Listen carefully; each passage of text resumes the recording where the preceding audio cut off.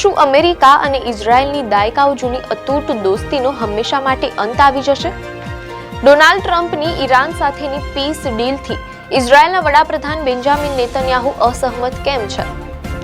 શું અમેરિકા ઈરાનની આ piece deal ખરેખર પશ્ચિમ એશિયામાં શાંતિ લાવશે કે પછી અમેરિકા ઇઝરાયલ આમને સામને આવી જશે?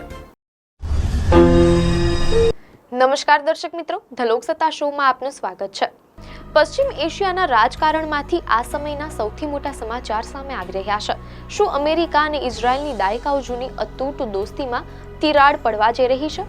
આ સવાલ એટલા માટે ઊભો થયો છે કારણ કે અમેરિકા અને ઈરાન વચ્ચે થયેલી શાંતિ સમજૂતીએ ઇઝરાયલના વડાપ્રધાન બેન્જામિન નેતન્યાહુ માટે એક મોટી મુશ્કેલી ઊભી કરી દીધી છે.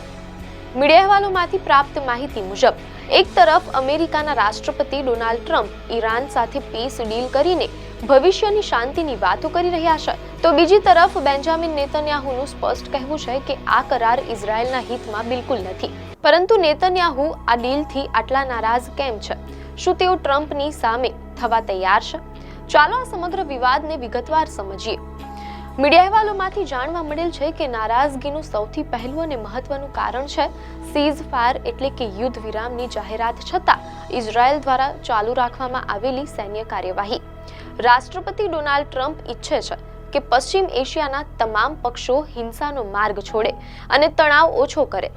પરંતુ આ અપીલ છતાં ઇઝરાયેલે લેબનાનમાં ઈરાન સમર્થિત સંગઠન હિઝબુલ્લાહ વિરુદ્ધ પોતાના હુમલાઓ ચાલુ રાખ્યા. આ હુમલાઓ માત્ર હિઝબુલ્લાહને જ નુકસાન નથી પહોંચાડી રહ્યા, પરંતુ તેની ઝપેટમાં દક્ષિણ લેબનાનના સામાન્ય નાગરિકો પણ આવી રહ્યા છે. આ કારણે ફ્રાન્સ જેવા વૈશ્વિક દેશો પણ ઇઝરાયલ સામે નારાજગી વ્યક્ત કરી ચૂક્યા છે. બીજી તરફ ઈરાન પણ લેબનાન પર થઈ રહેલા આ ઇઝરાયેલી હુમલાઓનો સખત વિરોધ કરી રહ્યું છે. આવી પરિસ્થિતિમાં આ શાંતિ કરારને સફળ બનાવવા માટે સૈન્ય કાર્યવાહી રોકવી એક અનિવાર્ય શરત બની ગઈ છે, જેના પર અમેરિકા પણ સહમત થતું દેખાઈ રહ્યું છે અને આ જ બાબત નેતન્યાહુને ખટકી રહી હોય તેમ લાગી રહ્યું છે. બીજું કારણ બેન્જામિન નેતન્યાહુના પોતાના દાવાઓ સાથે જોડાયેલી છે. નેતન્યાહુનો દાવો છે કે ઈરાન વિરુદ્ધના આ ઓપરેશનમાં ઇઝરાયલને બહુ મોટી સફળતા મળી છે. મીડિયાના અહેવાલોમાંથી જાણવા મળેલ છે કે યરુશલમમાં યોજાયેલી એક પ્રેસ બ્રીફિંગ દરમિયાન નેતન્યાહુએ ખૂબ જ આત્મવિશ્વાસ સાથે કહ્યું હતું કે અમે ઈરાનના ન્યુક્લિયર સાયન્ટિસ્ટ્સને ખતમ કરી દીધા છે, ઈરાનના નેતાઓનો સફાયો કરી દીધો છે, તેમના પરમાણુ ઠેકાણાઓ અને મિસાઇલોને તબાહ કરી દીધી છે.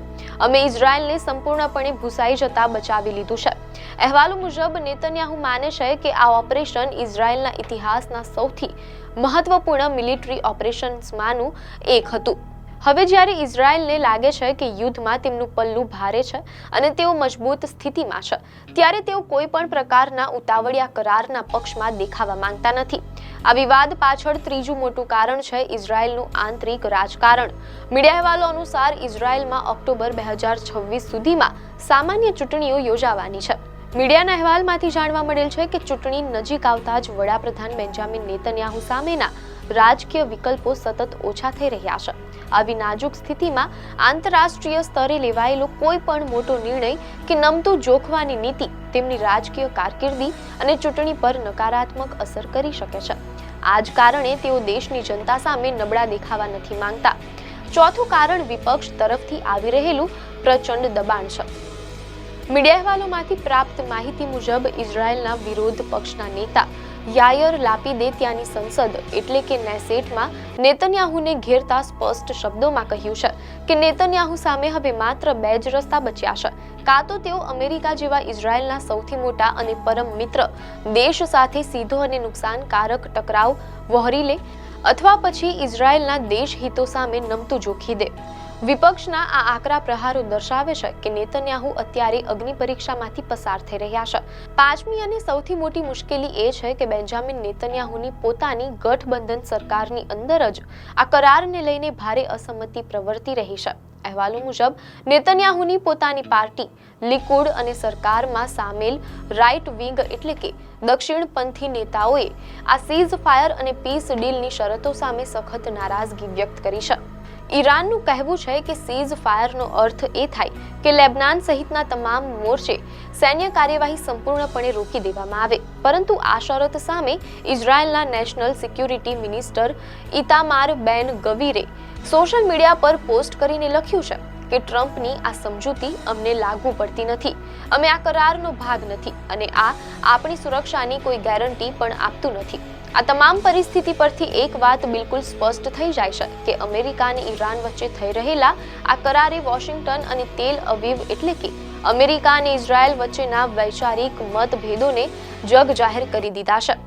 એક તરફ ડોનાલ્ડ ટ્રમ્પ આ વિસ્તારમાં શાંતિ સ્થાપીને તણાવ મુક્ત વાતાવરણ ઈચ્છે છે, તો બીજી તરફ નેતન્યાહુ અને તેમની સરકારનું માનવું છે કે ઈરાન અને તેના સહયોગી સંગઠનો પર ઇઝરાયેલનું દબાણ હજી ઓછું નહીં થાય.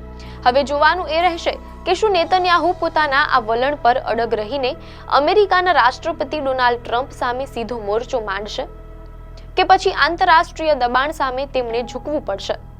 આપને માહિતી સારી લાગી હોય તો વિડીયોને લાઈક અને શેર કરજો, ચેનલને સબસ્ક્રાઇબ કરજો.